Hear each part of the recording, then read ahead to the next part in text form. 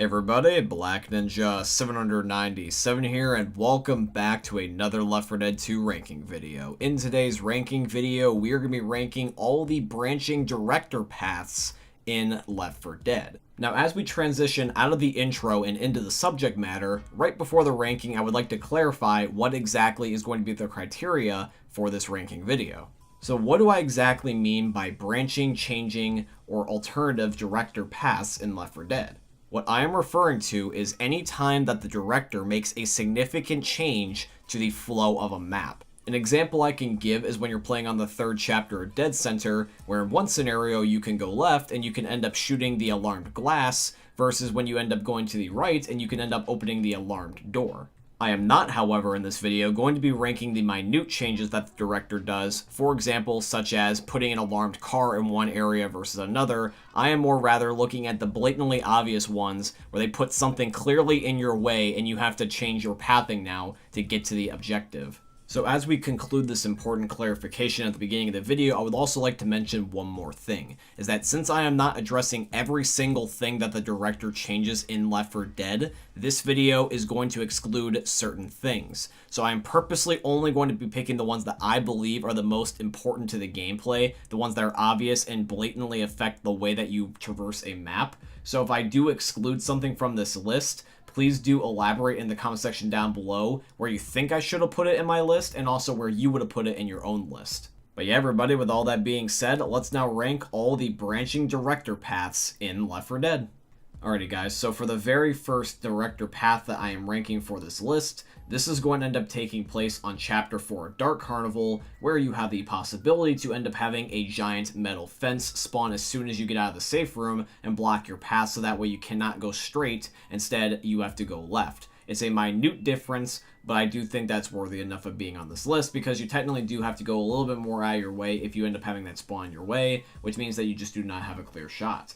Now, even though it is a little bit more inconvenient to go left when this thing does spawn your way, I do like the fact that it does change the gameplay up just a little bit, because when you end up having director changes, you want to end up being minute enough that it's not going to significantly punish the player, but also at the exact same time, you do not want to end up having it where it's going to end up being completely boring, where it literally does not affect the gameplay whatsoever, and therefore you don't notice. The way I'm looking at when I rank these things is I'm not necessarily ranking them in terms of easiest to hardest, because that would just mean that the list would just end up being quite obvious from beginning to end. I am more rather ranking them based off their uniqueness and what they contribute to the flow and the variety of the game. Does the game end up feeling fresh and novel when you get one path versus another sometimes, and does it end up bringing life to the game when it happens?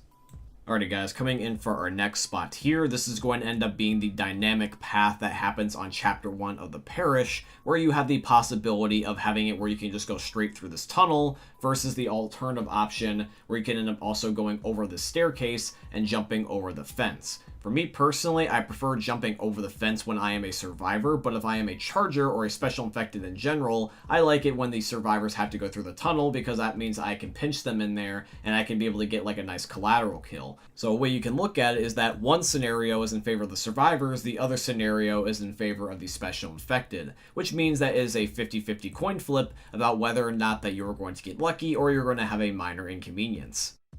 Alrighty, coming up next on the list is going to end up being the car maze that is going to be on Chapter 3 of the Parish. Now, this is interesting. I did specify how I wasn't going to be ranking like when a car, for example, is alarmed in a particular spot, but I will make the exception for this, is because the car alarm maze is very unique, and it only ever shows up in this one particular instance. Back when I was younger and I used to play Left 4 Dead on my Xbox, I always thought that this part of the Parish was one version only. I thought that it was only going to end up being a certain way and you just had to memorize it. And then eventually when I returned to the game a few years ago on PC, I realized that the director is always constantly changing it. It's just that the differences are subtle and you have to really look for them. Most people just subconsciously adapt, so therefore they will never notice unless they're just blatantly looking for it. Now, the reason why I also like this too is that even though it's just simply car alarms, is because this part is extremely important. Because if you step on any of these car alarms, you will summon a horde. So depending on how many car alarms that you trigger, you can summon a crap load of zombies. And the car alarms are in a particular way where you can end up stepping on a multitude of them at once. You can either be in a really good situation where you don't set off any of them, or you can step on literally every single one of them, and now you have the entire zombie horde after you.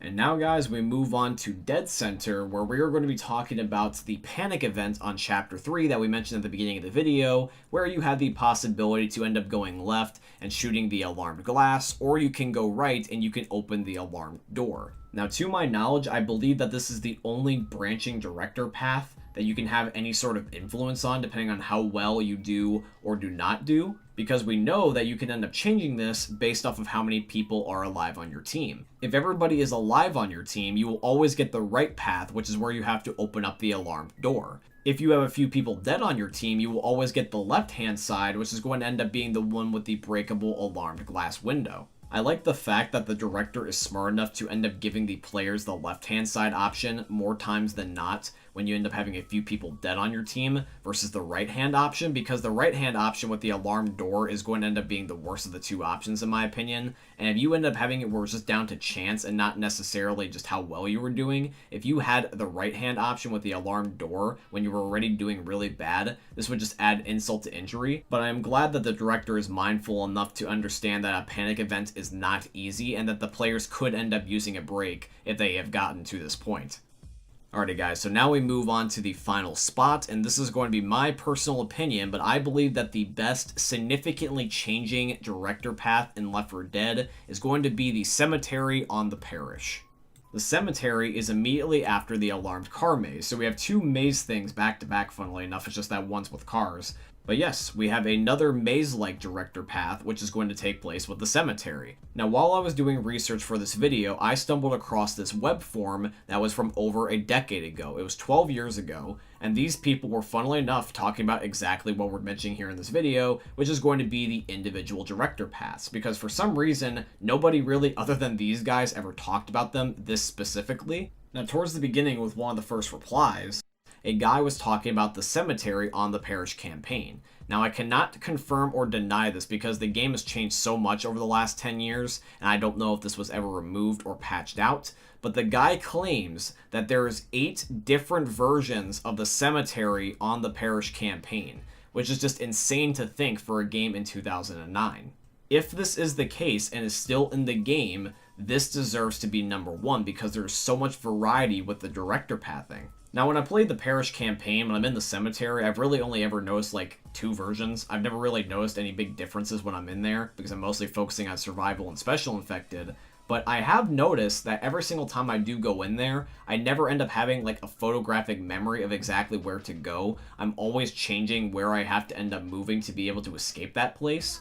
So there very well might be the possibility that there is a lot of minute changes instead of one big giant change that makes it that way you constantly have to keep getting out in different areas whenever you load up that chapter.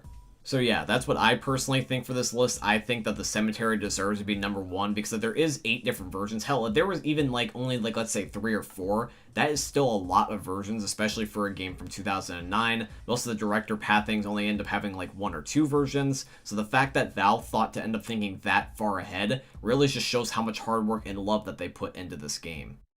But yeah, guys, that is going to be my ranking of all the branching director paths in Left 4 Dead, and I hope you guys ended up enjoying it. If you did, please consider dropping a like, comment, subscribe, follow, and all that beautiful stuff. If you guys want to check out any of my other Left 4 Dead 2 ranking videos, there will be a playlist down below in the description and some end cards on screen. But yeah, guys, I hope you end up enjoying seeing another YouTube video from the most unique YouTubers we're ever going to see. Thanks for watching, guys, all of you, and peace out. Hey, meme lords, Jesus here. And you better have enjoyed that video there by the Eternal God Daddy Ninja. You should probably subscribe too, or the mighty Moab will come for your balls. If you enjoyed the video, you might like it too. And give me the memes. Flash, bang, boom!